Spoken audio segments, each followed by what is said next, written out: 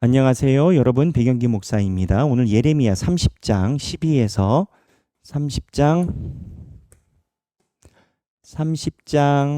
12절부터 31장 1절까지 보도록 하겠습니다.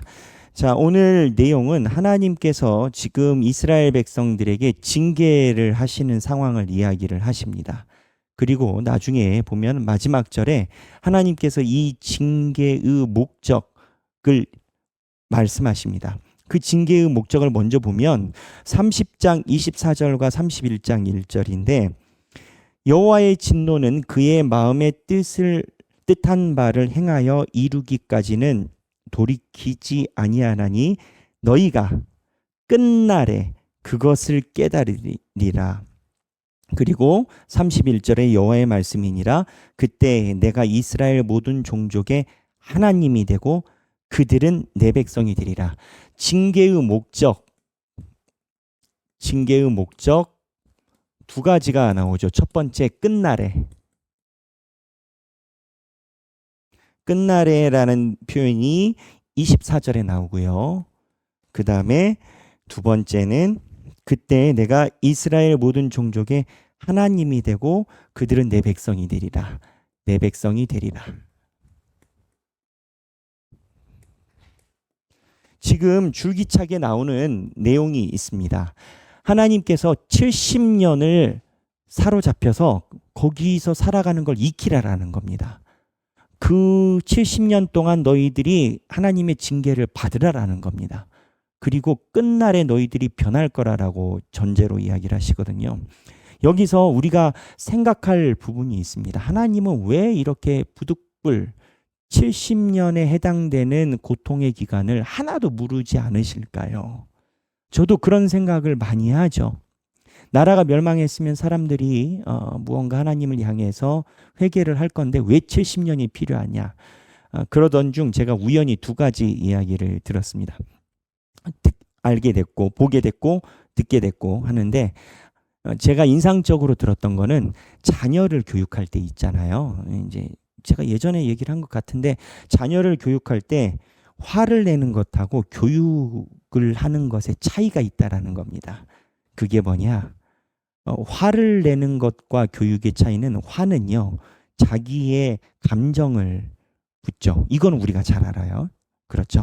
교육은 감정을 붙지 않고 가르치는, 이거는 우리가 다 알아요. 근데 이 다음의 차이를 이 교육학자가 뭐라고 이야기를 하냐면, 그 다음에 중요한 게 화하고 교육은 아이의 시간을 기다려야 된다라는 겁니다. 무슨 얘기냐? 부모가 얘를 교육한다고 막 화를 내요.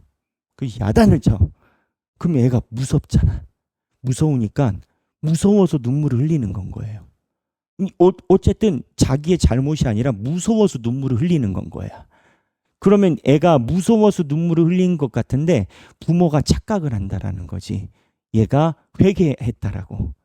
그래서 무서워서 눈물을 흘리는 건데 이게 잘못했다라고 부모가 착각을 하면 어떤 현상이 일어나냐면, 얘를 막 때려놓고 그 시간에 와서 또 달랜대.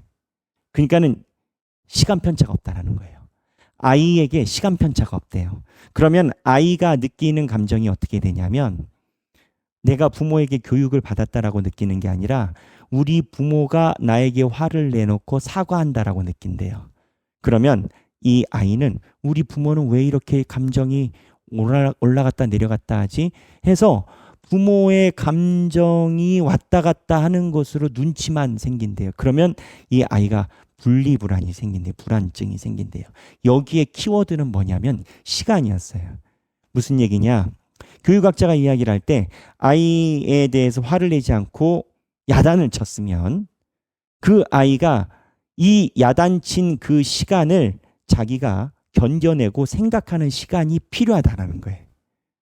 그래서 그 아이가 막 화냈을 때 잘못했어요 이게 아니라, 조금 시간 지나고 부모가 반나절 또는 뭐 몇 시간, 또 필요하다면 하루 정도 시간이 지났을 때 아이가 차분해지고 나서 엄마 잘못했어요 이렇게 이야기를 하게끔 교육하는 것과, 지금 야단 쳐놓고 지금 달래고 하는 것은 이게 교육이냐 화를 내는 거냐의 큰 분기점이라는 거예요. 여기에 그 교육학자가 이야기를 하는 포인트는 시간이었어요.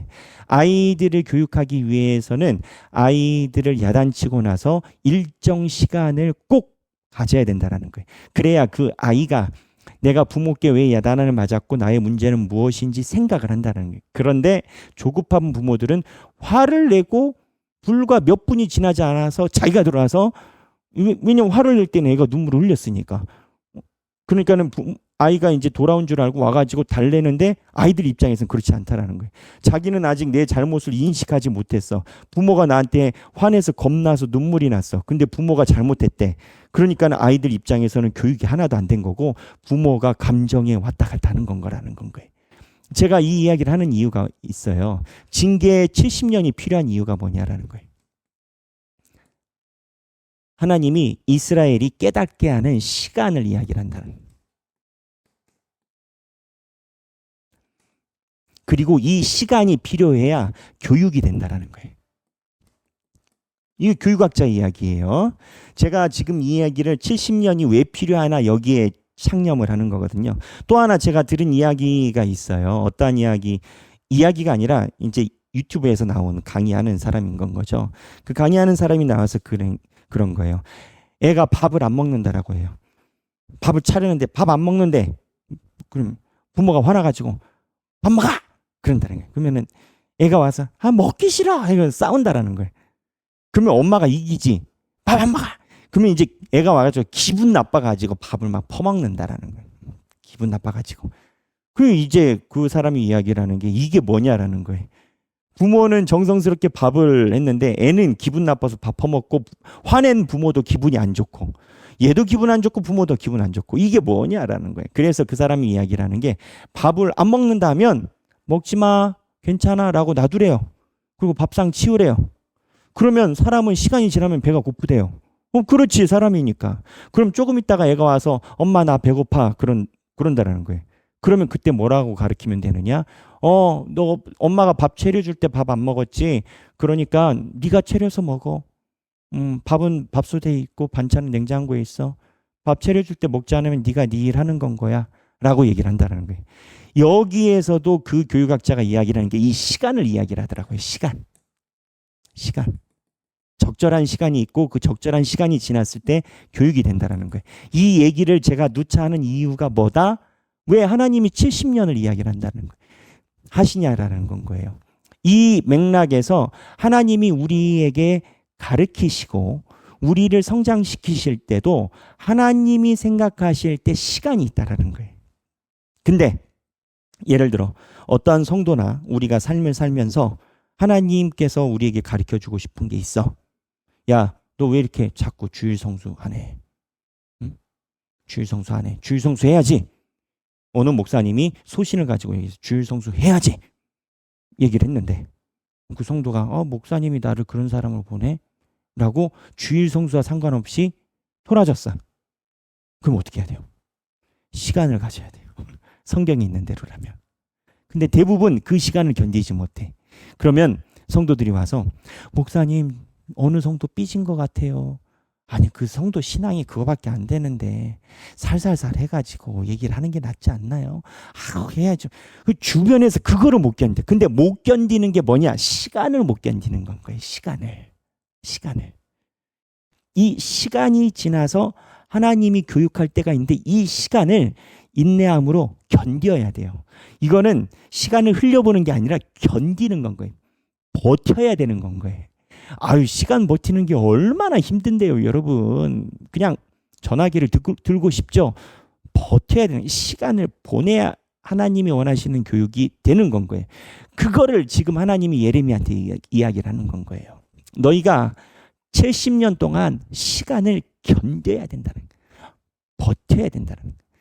그래서 그 내용으로 30장 12절에서부터 나오는데, 제가 스킵으로 흐름을 좀 읽어드릴게요. 30장 12절. 자, 성경에 있는 원문의 내용을 이야기를 드립니다. 여호와께서 이와 같이 말씀하시니라. 내 상처는 고칠 수 없고 내 부상은 중하도다. 그러니까 무슨 얘기예요? 너의 상태가 안 좋다고요. 13절. 내 송사를 처리할 재판관이 없고 내 상처에는 약도 없고 처방도 없도다. 무슨 내용이에요? 너희들이 이미 패망했다고요. 14절 너를 사랑하던 자가 다 너를 잊고 찾지 아니하니 이는 내 악행이 많고 내 죄가 많기 때문에 나는 내 원수가 당할 고난을 내가 받게 하며 잔인한 징계를 내렸도다. 무슨 얘기죠? 이스라엘 백성이 의지하던 이방 나라들이 다 도망갔다고요. 15절 너는 어찌하여 내 상처 때문에 부르짖느냐? 내 고통이 심하도다. 내 악행이 많고 내 죄가 허다함으로 내가 이 일을 너에게 행하였느니라. 너 왜 아프다고 그러냐는 거예요. 네 잘못이라는 거예요. 네가 잘못해서 그렇게 상처가 심하다는 거예요. 16절 그러므로 너를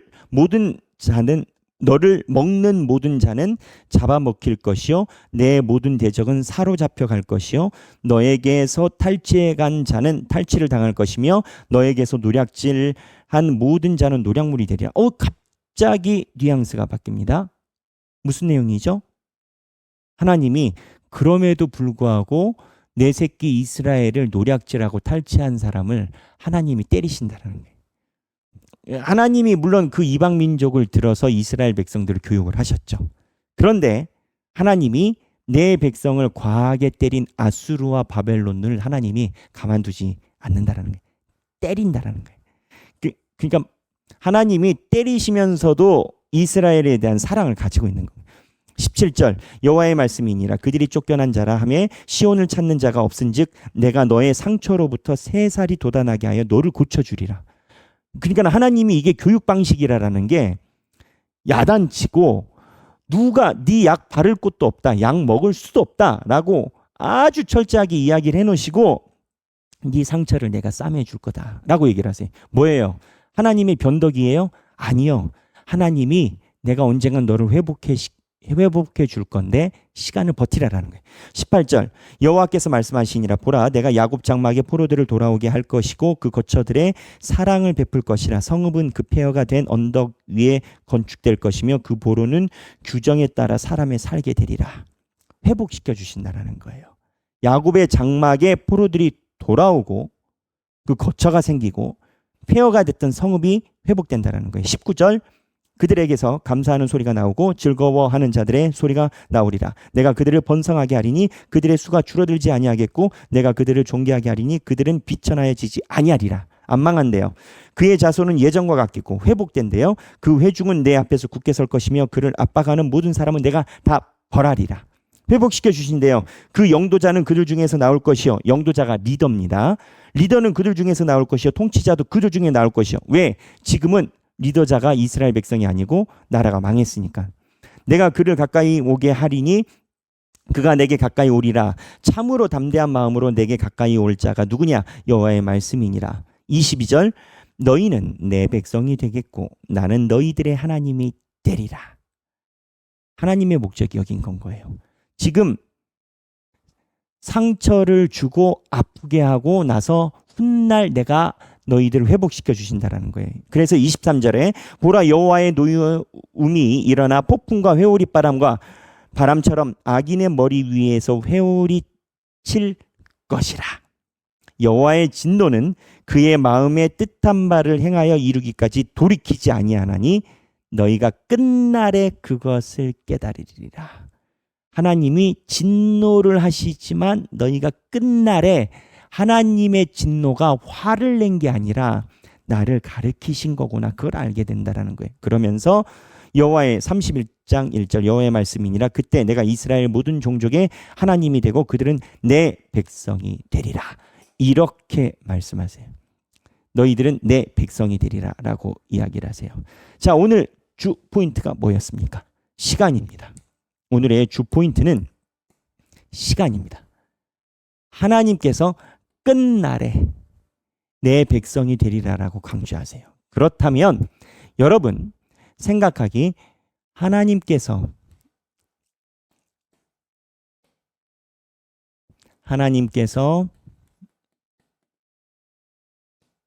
나에게 습관 바꾸기 위해 주신 시간은 무엇이 있는가?